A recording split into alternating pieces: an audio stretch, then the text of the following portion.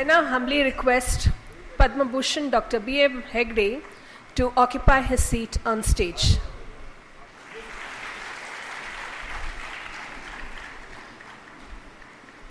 Sir will speak to us on the topic Ancient Wisdom and Modern Science. He is an Indian medical scientist, educationist and author. He was the Vice Chancellor of the Manipal University and the head of Mangalore chapter of Bharatiya Vidya Bhavan. He has authored several books apart from publishing several medical research papers. He is also the editor-in-chief of Medical Journal, Journal of Science of Healing Outcomes. He has been honored with the Padma Bhushan. He continues sharing his learning as visiting faculty at many universities, both in India and abroad. Over to you, sir.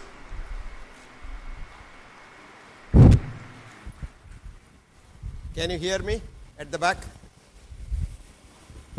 Am I audible at the back? Now what is this audience? You are not B.Ed students like yesterday. You are teachers all. Is that right? Oh, good, good. Oh my God. I am honored. Oh, lecturers, my God. I was afraid of my lecturers. Okay.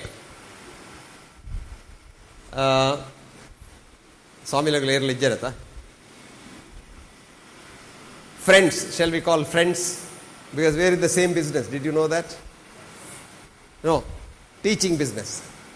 Not cheating business. Because why do I use this word business? If when you are traveling, your neighbor will ask, what are you doing? If you say, I am a teacher, he will not look at you afterwards. But if you say, I am in business, he will immediately pull out a card. Here is my business card. What are you doing in the evening in Bombay? Nothing. Why don't you come and join me? We'll have a drink and we'll discuss various things about business. Then also you escape. But supposing you really go there, and then say, I don't drink alcohol, I'll drink some water. Then he'll say, what business are you in? Then you're stuck. Being a teacher, you can't tell a lie, right? You take the oath, I will never tell a lie. Right? So what do? You say, I'm in brain sharpening business. Now, how do you define a teacher? Who is a good teacher? Yes, ma? A constant learner. Oh, good, good, good. Who is a good teacher? Who is a good teacher? I'm sure all of you are good teachers, so you must know who is a good teacher. Who inspires. Big word. We get all this all the time. Inspiration. Where does it come from? From perspiration. A good teacher is one who makes the student want to learn their subject. Did you understand? A good teacher is one who makes the student want to learn that subject. Not telling everything that you know, because you can't tell nobody anything that he does not know already. How do you do that? You are like the menu in the restaurant. When you go to the restaurant, what do you see first? Menu card. On the menu card, if it is very good, then you want to eat all that is the menu card. Like that, when a student comes to the college or school, it's the teacher who should be a very good menu. If this is my teacher, I want to study this subject. Make the subject so interesting. But most of us make the subject so dull, I tell you, because we tell him all that we know. If somebody said, if you took a subject to a specialist, he will complicate it so much that nobody understands it. But it takes a genius to go in the reverse direction, to simplify it without losing the essence of it. So a teacher evolves. And a teacher evolves from the day he or she becomes a teacher till the day he or she is taken to the crematorium. Every day, a good teacher should be a good student. Do you know why? Half of what you know today will have been proved wrong in another 5 years' time. But most of us, the problem is we don't know which half it is. That's the problem. I'll give you an example now. We talk about, Swamiji wanted me to, Swamiji, where? Swamiji wanted me to speak about ancient wisdom and modern science. See what words? What is ancient and modern? Do you know what your concept of modern is? Modern means it must come from America or from England. Swamiji, you said ancient wisdom and modern science, right? You said ancient wisdom and modern science. I am telling the teachers, I am trying to, what is this ancient, modern? Ancient means all Indian. No good. Modern is Western. It's come from the West. Do you know why this concept is there? 300 years of slaves, colonial slaves. We think everything from the West is good. You are laughing, but I am sure 90% of your children are going to English medium schools. Or 100, right? But the modern science says the child should be taught in the mother tongue, not in English language. You think English language is a great language? No.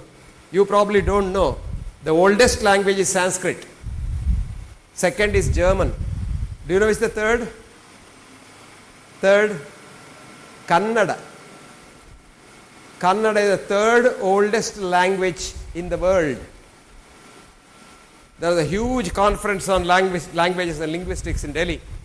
I happened to be in that same place staying, so they forced me to go there. And then I found this for the first time.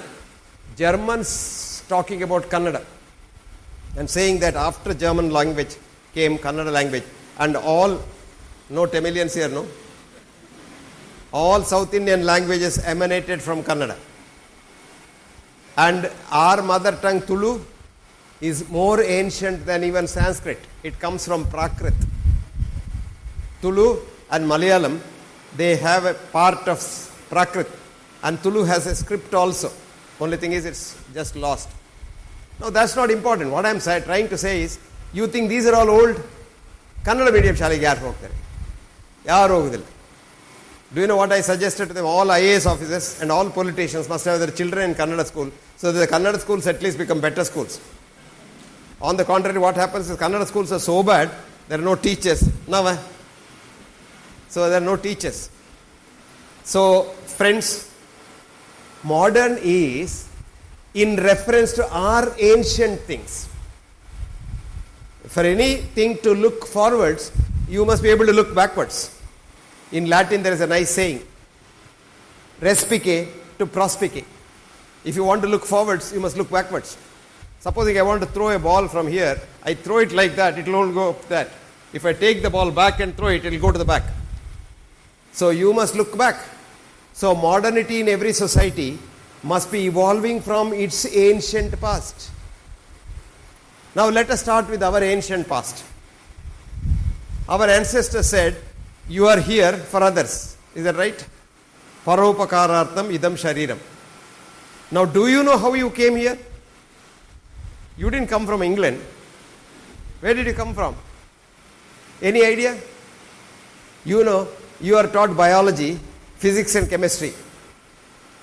Western biology, Western physics and Western chemistry, which are dead sciences.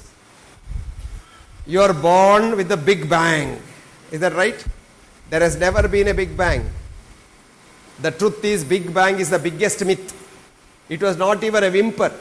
Forget about the bang. Then you are told thermodynamics, right? Right? I'll give you a small example. You take liquid helium. Any chemists here? Physicists here? Yes, a lot of you. Put it in a bowl and hang it on top. After 2 days, the helium will rise up, go up, and then come on the sides. Where is thermodynamics? See? But the real science is the living science. This is now, West also has woken up to that. It's called, what's that science called? Evolutionary biology. What's the science name? Evolutionary biology. Difficult to find out if you don't know, but I'll give you a reference. There's a girl, not a girl, old lady, called Elizabeth Sartoris. She is not Elizabeth, like what you read right here, Elizabeth. No. She is Elizabeth, Elisebt. She is a Spanish girl. Sahotis, Sahtours. She has written extensively. She is one of the leading evolutionary biologists. This earth started 4 billion years ago as a living earth, breathing earth, not a dead earth. Organic chemistry, inorganic chemistry. You have developed from carbon, hydrogen, nitrogen, oxygen and trace minerals. And you will become carbon, hydrogen, trace minerals when you die. No. Do you know our ancient wisdom? Atma does not die. The soul does not die. Today, you see today's science journal from Southampton University, researchers have found out that the consciousness, which is otherwise called the human mind, does not die with the body dying. Just this morning it is published. And this is the interesting story. Where is now modernity? We have come from the ancient part, that is, Atma does not live. And Atma does not live. The researchers have been able to follow up the mind for about 4 to 8 hours that the patient was there after death. But they don't know how long it lasts. We have to do more research. So our modernity, the modernity in India, should emanate from the ancient scriptures of India. Because India is a great country. India is a country where all wisdom existed. Even Westerners now don't question our wisdom. They say we have no right to question their authenticity or their antiquity. This was told by Voltaire. I was telling the B.Ed students yesterday. But what is interesting here is, now look at this Sanatana Dharma saying, Paropakarartham idam shariram. Now 4,000 billion years ago when the world started, for 2,000 billion years ago, this world lived on germs only. The occupants were germs. And what did these germs do? They were also like us. What do we do now? We are jealous of each other, fight and want to come up, and I want to eat more and I want. So many people are not eating. You couldn't care less. You eat, you are happy. You are inside your house. This doesn't happen that way. These germs ate up everything in the world that they had nothing to eat. Millions of years. Then they were dying. What did they do? What did they do? Any idea? Huh? They mutated. They mutated and started living on. One of the biggest laboratories ever built in the world was built by them. More than 2,000 billion years ago. What was that laboratory? The green leaf. Chlorophyll. Can you make chlorophyll today in your laboratory? In any Western laboratory? You can't. But these germs took 3 things. The water vapor, carbon dioxide, and then sun. Fused it into. So they made green leaf, which was a source of all energy. Even today it's the source of all energy. They again became competitive. They started eating that. They ate everything. And then the byproduct of producing chlorophyll is oxygen. Good. See. He is not a teacher, but he is a great brain. The oxygen was so much in the atmosphere that these germs started dying because of oxygen.